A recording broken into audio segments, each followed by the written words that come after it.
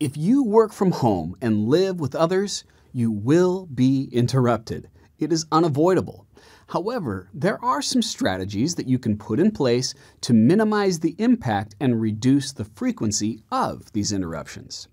First, it's essential that you put extra buffer space in your day. I recommend that most people have about an hour and a half of buffer space in an average 8-hour work day. This is the time that's scheduled for nothing to leave room for interruptions that happen in the pace of our modern lives. If you work from home and have children or pets or act as a caregiver, I recommend you schedule even more buffer time in your day.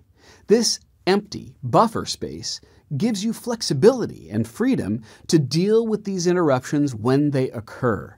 They also help you set a much more reasonable expectation for how much work you can accomplish in a day. Much of the frustration for home-based workers comes when they tell themselves, "I'm going to focus on this project for 6 hours straight and I'm going to get it done today." And then the baby cries, or the cat claws at the door, or their children come in crying, and their clever little plan falls apart and they feel devastated and frustrated. Instead, by building a schedule that expects these things to happen, you will be prepared. You will feel more relaxed. And plus, if they don't happen, if the interruption gloriously does not occur, then you will feel like you have bonus time in your day. It's a strange paradox of our information-overloaded world that when you try to do less, you accomplish more.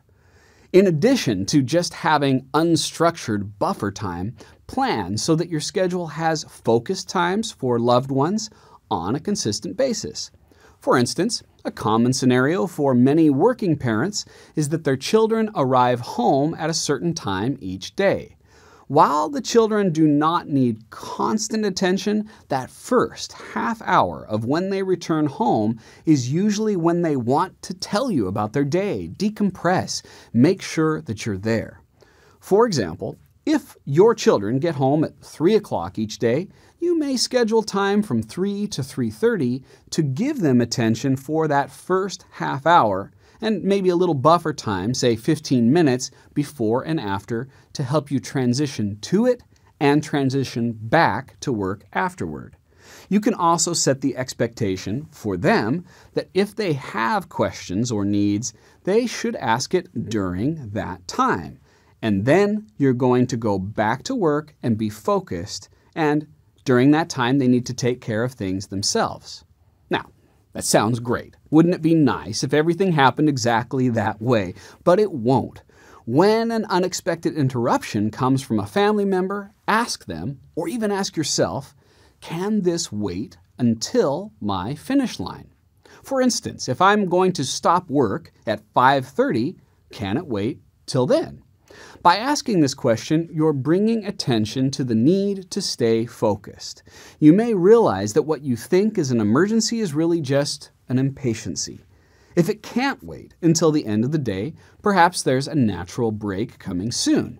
Ask the person interrupting you, "Can this wait until 4 p.m.? I'll be able to focus on it then." If the person is old enough to understand time, they can make a self-assessment. Even children can think about this and develop more awareness and respect for time. I'm not talking about not taking care of a loved one when they have a real need. If there's a real need, then we must respond. But the simple question of, can this wait, helps us and our loved ones separate emergencies from impatiencies. Of course, what if it's with someone who can't understand time? What if it's with a very young child or even a pet? One tool you can use is to set a timer for yourself. Ask yourself, how long can I wait until I deal with this? Pick the longest reasonable amount of time. For instance, if the dog can wait 10 minutes until I let them out, then set a timer for 10 minutes. Allow yourself to stay focused on what you're doing and then switch gears in the future. Clearly, this isn't perfect. and we can't expect perfection, but we can implement small changes into our day, little systems that will slow down the rate of interruptions and allow you to stay more focused while at work. And focus is everything when it comes to working from home.